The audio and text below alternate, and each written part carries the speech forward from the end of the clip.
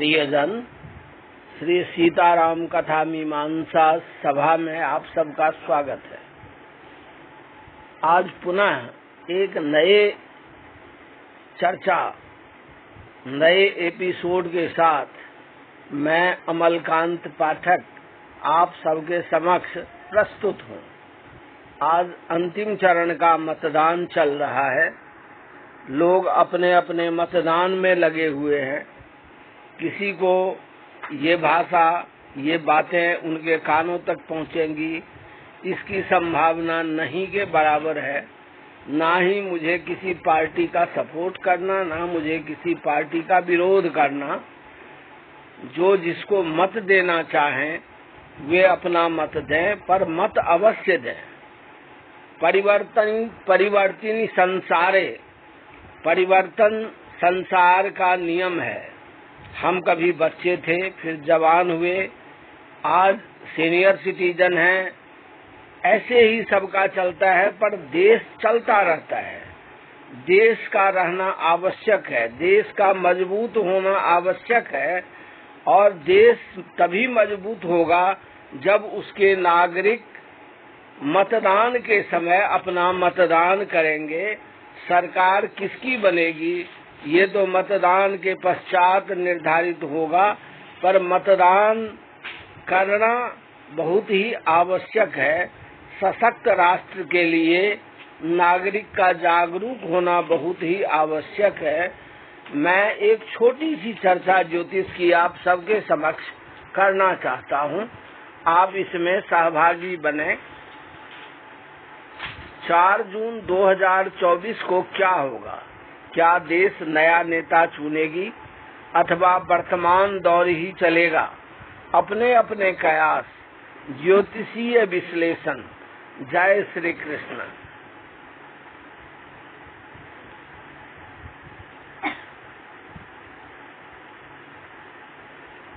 राधे राधे। 4 जून को केंद्र में किसकी सरकार बनेगी? आप लोग इस संबंध में ज्योतिषीय विश्लेषण देखें, पढ़ें, सुनें और समझें तथा प्रतीक्षा करें। मैं ज्योतिषी नहीं हूँ। 2002 में ज्योतिष विज्ञान रहस्य रत्नों का वैज्ञानिक निरूपण पुस्तक लेखन के क्रम में बहुत सारे पुस्तक हमने पढ़े थे।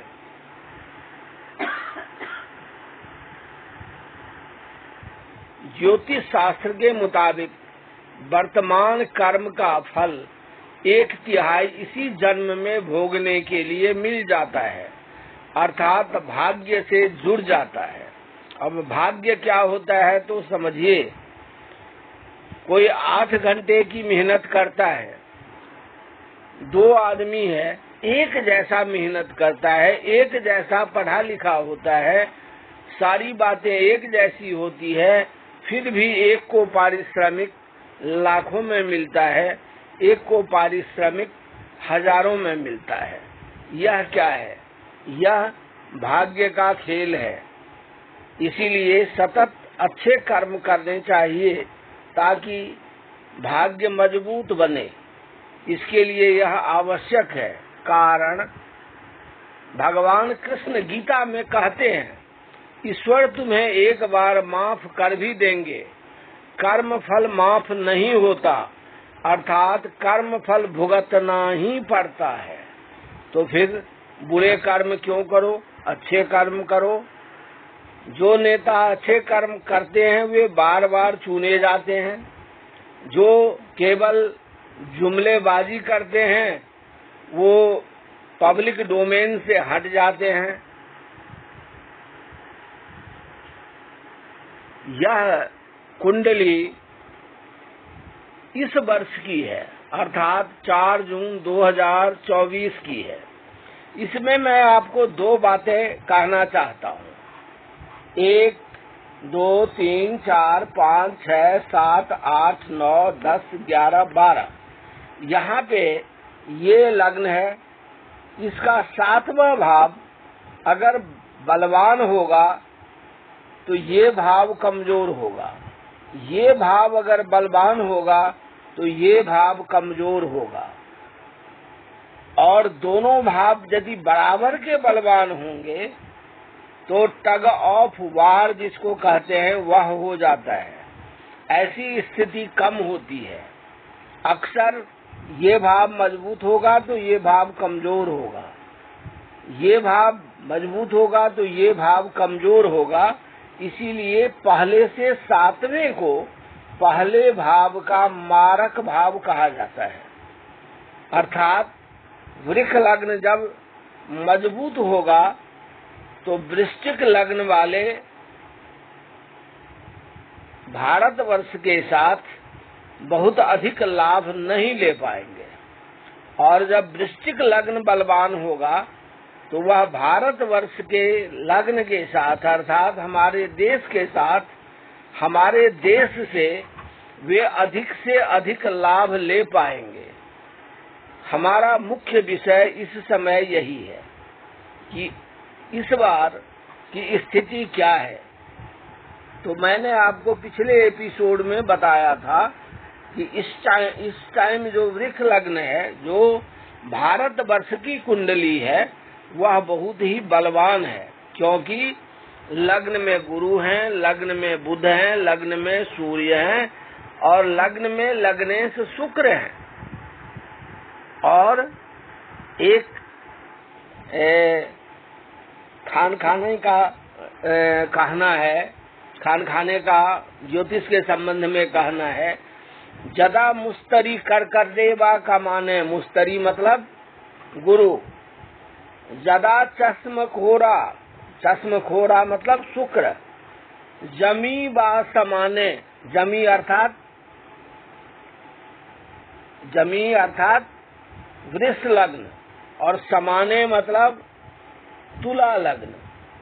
तो इस समय शुक्र ग्रह वृष लग्न में मौजूद है, इसीलिए वृष लग्न पूर्णतः बलवान है। गुरु का साथ है, गुरु वृष लग्न की कुंडली में लाभेश है, इसीलिए बलवान स्थिति में है। कुंभ में शनि बैठा हुआ होगा 4 जून में, इसीलिए कुंभ लग्न भी बलवान है, अर्थात भाग्य और कर्म स्थान दोनों ही बलवान हैं। कहने का तात्पर्य ये है कि इस समय भारतवर्ष की कुंडली मजबूत स्थिति में है। तो अगर ऐसी स्थिति है तो वृश्चिक लग्न कमजोर हुआ। मेरे कयास के मुताबिक, मेरे अध्ययन के मुताबिक वृश्चिक लग्न कमजोर हुआ, क्योंकि वृष लग्न इस समय बलवान है। अब एक और कुंडली देख लेते हैं। ज्योतिष शास्त्र में कथन है, ग्रह रहित से सग्रह स्थान बलवान होता है। वर्तमान में बुध, बृहस्पति, बुध, सूर्य और शुक्र के वृक्ष लग्न में होने से यह बलवान है। वृश्चिक लग्न कमजोर है। जो आपने इसमें देखा कि वृश्चिक लग्न ग्रह रहित है और वृष लग्न ग्रह युक्त है, इसमें 4 ग्रह बैठे हुए हैं। फिर यहाँ पे आप आइए कि 2014 में क्या स्थिति थी। तो 2014 में वृश्चिक लग्न में बृहस्पति बैठे हुए थे। यह वृश्चिक लग्न है, यहाँ पर बृहस्पति बैठे हुए थे और यहाँ पे सूर्य और बुध बैठे हुए थे।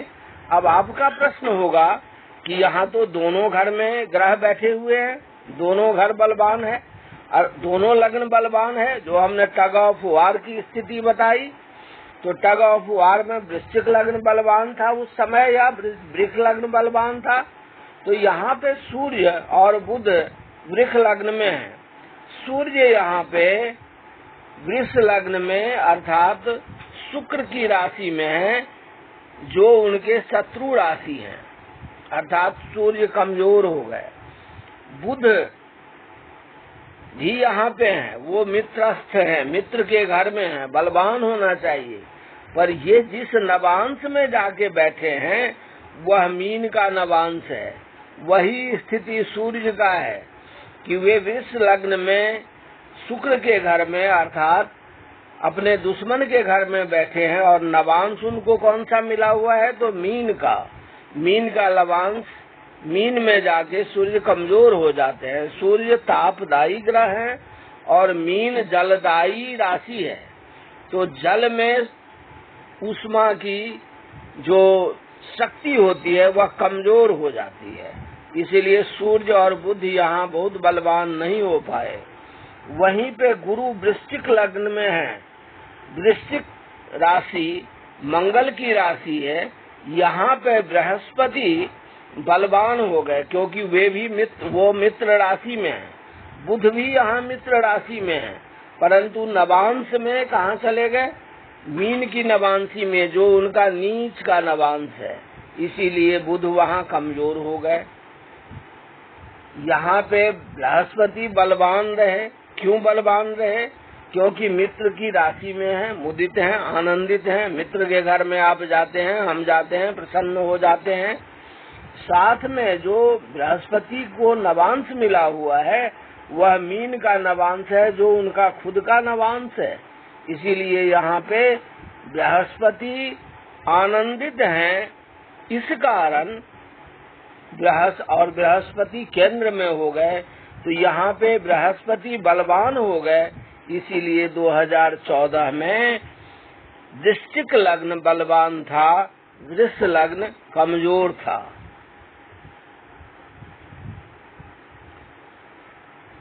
यह 2014 की स्थिति है, जिसमें हमने आपको बताया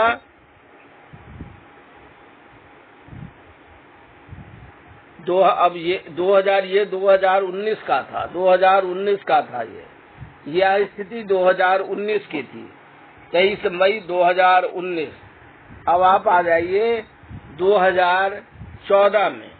2014 में यहाँ पे चंद्रमा है, नीच का है, यहाँ पे बुध और सूर्य है, यहाँ पर बुध और सूर्य है। बुध और सूर्य के लिए फिर वही स्थिति बनती है कमोबेश, जिसकी चर्चा हमने की। यहाँ पे चंद्रमा नीच राशि में आ गया, कोई बात नहीं, इसके साथ अन्य बातें जुड़ जाती हैं, यहाँ पर अन्य बातें जुड़ जाती हैं। यहाँ पे चंद्रमा राहु से दूसरा है, अर्थात राहु चंद्रमा से 12वें हो गया, और शनि भी चंद्रमा से 12वां है। ज्योतिष शास्त्र में कहा गया है कि चंद्रमा यदि राहु को छोड़ दे, राहु यदि चंद्रमा को छोड़ दे, मुंह में ना हो, अर्थात यहाँ होता तो चंद्रमा राहु की ओर जा रहा होता, यहाँ पर चंद्रमा ने राहु को छोड़ दिया, अर्थात वह राहु के मुंह से निकल गया। यह स्थिति राजयोग कारक हो जाता है। चंद्रमा से 11वें मंगल है, राजयोग कारक है। यहाँ पे चंद्रमा से 5वें शुक्र है, उच्च राशि में है, अर्थात अब वृश्चिक लग्न से वृष लग्न को यदि आप तुलना करेंगे तो यहाँ पे वृश्चिक लग्न हर स्थिति में बलवान है वृष लग्न के बनिस्पत, इसीलिए वृश्चिक लग्न प्रभावी रहा, वृष लग्न प्रभावी नहीं हो पाया। यह 14 और 19 की स्थिति थी, और ये सारी बातों को अगर आप देखेंगे तो इस बार हमारे कहने का एक ही मतलब है कि इस बार जो हमारे राष्ट्र का लग्न है वह बलवान स्थिति में है, इसीलिए सत्ता परिवर्तन तो होना चाहिए, सत्ता परिवर्तन तो होना चाहिए, क्योंकि राष्ट्र कुछ अलग करेगा। अब क्या करेगा वो तो 4 जून को पता पड़ेगा। इस ज्योतिष शास्त्र को अनुमान शास्त्र कहा गया है। यह एक अनुमान है, यह हमेशा सत्य नहीं होता। इन्हीं कारणों से स्वयं भारतीय जनता पार्टी के सरकार ने भी इस शास्त्र को वह मान्यता नहीं प्रदान किया जो अन्य शास्त्रों को प्रदान किया गया है हमारे यूनिवर्सिटीज में या अन्य क्षेत्र में। तो यह एक अनुमान है, मेरा भी यह एक अनुमान है कि 4 जून को देश नए नेता का चुनाव करेगा, वह स्मूथ होगा। आगे देखना है, मैं इस बात पे कोई दावा नहीं करता। जो बातें हमने पढ़ी, जो हमारे दिमाग में आए, हमने आपके समक्ष रखा। वह इसलिए रखा कि मैं अपने पास रख के भी क्या करूँगा, उसका मुझे क्या लाभ मिलेगा। इससे तो बेहतर है कि वह सबके समक्ष कह दिया जाए। अगर वह किसी को सूट कर गया तो अच्छी बात है, वह खुश होगा। किसी को सूट नहीं किया तो कोई बात नहीं, वह इसे अनुमान शास्त्र की कमी समझ के हमें माफ करेगा। जय श्री कृष्ण। अब इसके बाद हम अगली चर्चा अगले एपिसोड में करेंगे 9 तपा के ऊपर। अभी हमने कई जगह पढ़ा 9 तपा। अब इसका पीछे से क्या संबंध है, उसको हम जोड़ने की चेष्टा करेंगे। तो आप हमारे उस एपिसोड को भी अवश्य ही देखें। जय जय श्री सीताराम। आप सब खुश रहें। जय हिंद।